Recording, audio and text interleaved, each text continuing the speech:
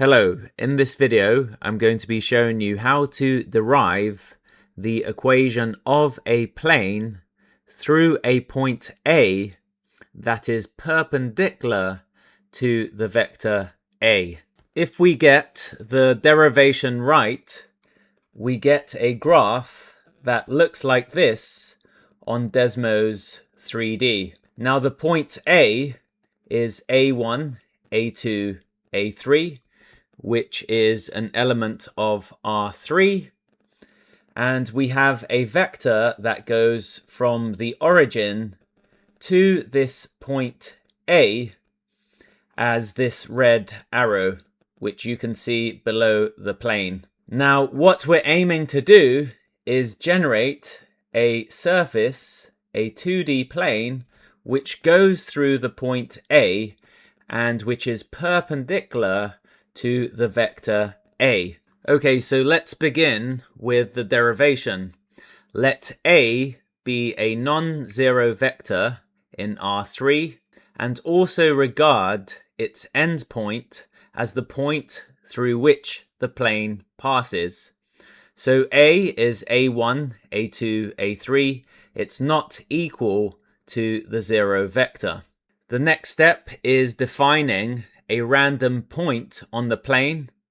We'll call this point P, or the vector P, and it's equal to x, y, z. And P is an element of R3 as well. Now it turns out the displacement from the point A to the point P is x minus A1, y minus A2, z minus A3. Because the plane is perpendicular to the vector A is its normal vector. Every displacement P minus A lying in the plane must therefore be perpendicular to the vector A. And we can see this clearly on this graph to the left. Now it turns out, famously, that perpendicular vectors have a dot product of 0. Hence, to produce our plane, all we need to write is A dot P minus A in brackets is equal to 0. We clearly see that this equation works on Desmos. It generates the green plane. Also notice, for this equation to work, we had to define A, and we also had to define P as x, y, z.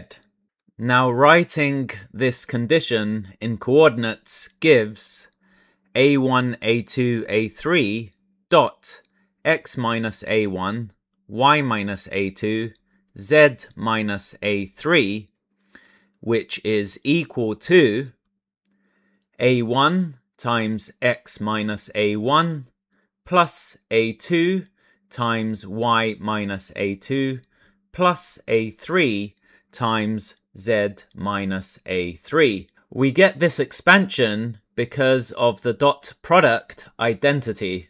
Now if we expand further, we get A1x minus A1 squared plus A2y minus A2 squared plus A3z minus A3 squared. From here, we can then simplify. We get A1x plus A2y plus A3z in brackets minus A1 squared plus A2 squared plus A3 squared in brackets. This is the same as A dot P minus the magnitude of the vector A squared. And of course, this has to be equal to 0 because of our original condition up here. So another way to describe the plane is A dot P is equal to the magnitude of A squared. We can see this equation clearly working on Desmos 3D. It overlaps our previous equation. Okay, so this is how to derive the equation of a plane going through the point A which is perpendicular to the vector A. If you've got any questions regarding this video, please leave them in the comment section and I'll respond as soon as I can. For more videos like this, make sure you are a subscriber to this channel. You can also follow my work on Instagram at mathematics.proofs. Thanks for watching. See you next time.